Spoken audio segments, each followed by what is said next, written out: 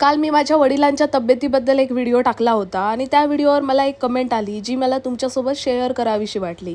एका सबस्क्रायबरने लिहिलं होतं की आजारपणाचं दाखवून तुम्ही पैसे कमावता. खरं सांगू तर ही कमेंट वाचून मला अजिबात राग आला नाही, पण थोडं वाईट नक्कीच वाटलं. मी नेहमीच माझा खरा आणि पारदर्शक जीवनप्रवास तुमच्यासमोर मांडत आले आहे.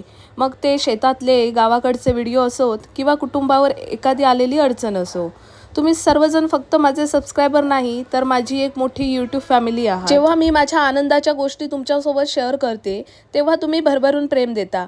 मग अशा कठीण प्रसंगात जेव्हा मला मानसिक आधाराची गरज होती तेव्हा मी ती गोष्ट माझ्या कुटुंबापासून म्हणजेच तुमच्यापासून कशी लपवणार.